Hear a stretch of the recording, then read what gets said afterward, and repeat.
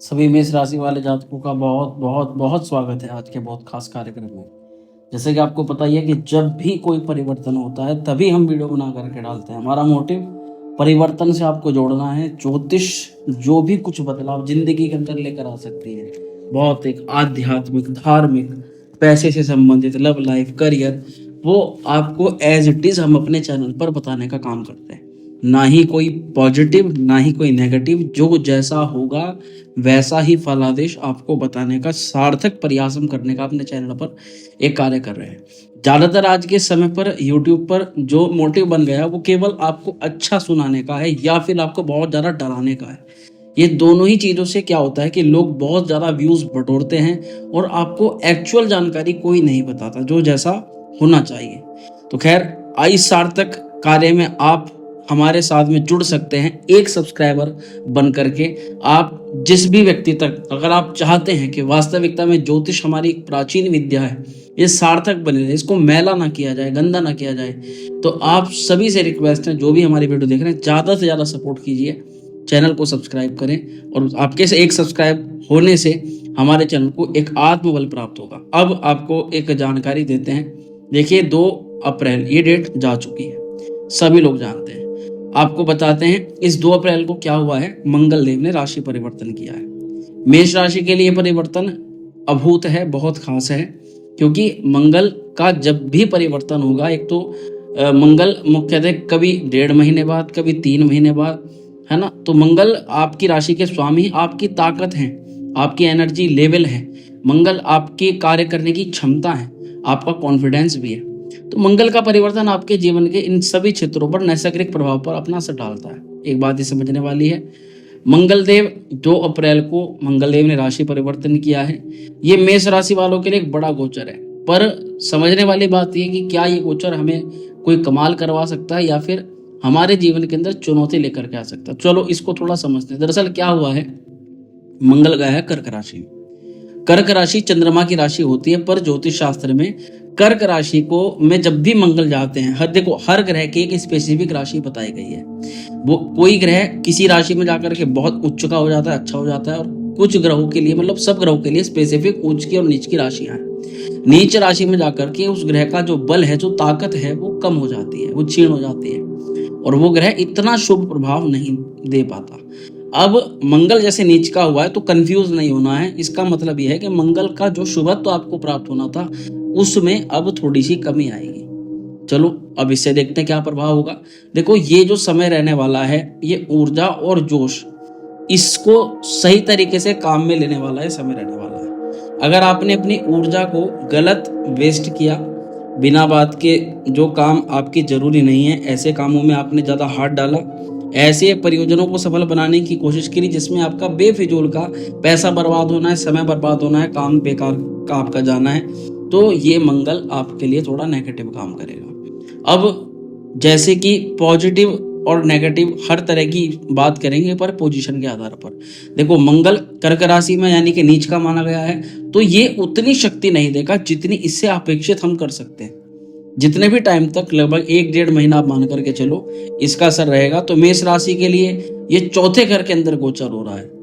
एक तरह से देखें तो चौथा घर प्रॉपर्टी का घर है, और मंगल को भी प्रॉपर्टी का कारक माना जाता है। जो घर का, माता का, वाहन का, मानसिक स्थिति का, प्रॉपर्टी का और करियर से जुड़ा हुआ है। महत्वपूर्ण प्रभाव जानना चाहोगे? चलो बताते हैं आपको। सबसे पहला है स्वास्थ्य को लेकर। देखो, स्वास्थ्य पर इसका एक प्रभाव पड़ेगा जो थोड़ा नेगेटिव माना जाएगा। पहले मैं आपको बताऊं, मानसिक तनाव थोड़ा सा ही बढ़ाएगा इस दौरान। नींद की थोड़ी समस्या आपको रहेगी, और जिन लोगों को बीपी या पेट की समस्या रहती हैं उन्हें विशेष सतर्क और सावधान रहने की जरूरत पड़ेगी। करियर और नौकरी के क्षेत्र में बात करें तो कार्य स्थल पर इस दौरान उतार चढ़ाव जरूर देखे जा सकते हैं। बॉस और सहकर्मियों के साथ तालमेल पर आपको बहुत ज्यादा ध्यान देना पड़ेगा। सबसे ज्यादा बचाव रखना पड़ेगा आपको गुस्से और क्रोध से। नहीं तो आपका गुस्सा, आपका क्रोध आपके अधिकारी से ही आपको अड़वा सकता है। व्यापारी दृष्टिकोण पर भी निवेश के लिए ये समय इतना ठीक नहीं है, क्योंकि भावनाओं में बहकर के आप जितने भी डिसीजन लोगे वो आपको कहीं ना कहीं नुकसान की तरफ लेकर के जाएंगे। रियल एस्टेट और प्रॉपर्टी से जुड़े जितने भी आपको कार्य करने हैं या आपको पैसा लगाना है या फिर कुछ भी काम करना है, तो कोशिश करिए कि 1-1.5 महीना उसको थोड़ा टालने का प्रयास करें। प्रेम और वैवाहिक जीवन की अगर बात करें तो रिश्तों में भावनात्मक उतार चढ़ाव जरूर संभव है, पर अपने शब्दों पर आपको नियंत्रण रखना पड़ेगा। हाँ, पार्टनर से विवाद बढ़ सकता है, लेकिन अगर आप धैर्य से, सामंजस्य से काम लोगे तो इतनी कोई समस्या खासी नहीं होगी। एजुकेशनल क्षेत्रों पर मंगलदेव का प्रभाव, छात्रों को ध्यान भटकने से थोड़ा इस दौरान बचना होगा। मेहनत ज्यादा करनी पड़ेगी। क्रिएटिव और रिसर्च से जुड़े हुए क्षेत्रों के अंदर ही आपको सफलता मिल सकती है। देखो, समय रहेगा कि अगर आपके अंदर कोई कमी है, कोई काम आप छोड़ करके आगे चल रहे हो, सोच रहे हो कि मैं इसको बाद में कवर कर लूंगा, तो ये थोड़ी सी आपकी भूल हो सकती है।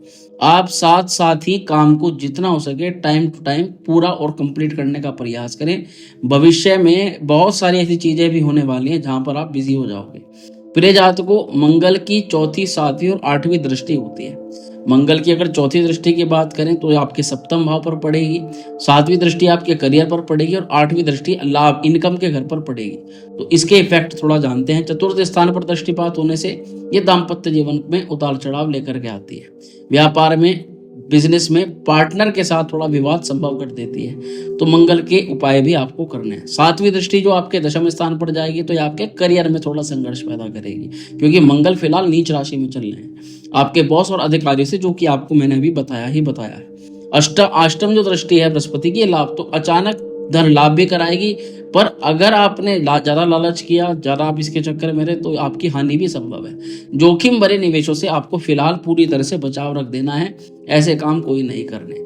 यहाँ पर उपाय और रेमेडीज के तौर पर क्या उपाय करना है कि मंगलवार को हनुमान चालीसा का पाठ करना है, लाल वस्त्र या लाल माला का प्रयोग करना है, माता के साथ बहुत अच्छा व्यवहार करना है, मसूर की दाल और गुड़ का दान करना है, घर में रुद्राभिषेक करवाएं, शिव जी की पूजा करें।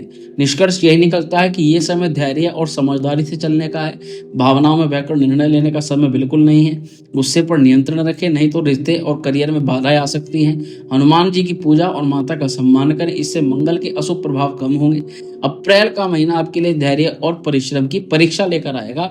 इसे सकारात्मकता के साथ स्वीकार करें, इससे घबराएं बिल्कुल भी ना। तो प्रिय जातकों, 2 अप्रैल को जो भी मंगल देव का परिवर्तन हुआ उसके बारे में हमने आपको बताया है। ये वीडियो आपको कैसी लगी और आप इस टॉपिक को, इस बदलाव को लेकर के आपके मन में क्या प्रश्न आ रहा है, ये आप वीडियो के कमेंट बॉक्स में जरूर शेयर करिएगा। कम समय में ज़्यादा अच्छी बदलाव की जानकारी देने का प्रयास हम अपने चैनल में कर रहे हैं। आपका एक सपोर्ट, आपका एक सब्सक्राइब हमारे इस सार्थक प्रयास को और भी सफल बना सकता है। आप सभी से अनुरोध है कि आप जरूर हमारे चैनल को सब्सक्राइब करके बेल आइकन प्रेस करें। स्वस्थ रहें मेष राशि के जातक, खुश रहें। मिलते हैं अगली वीडियो में। हर हर महादेव।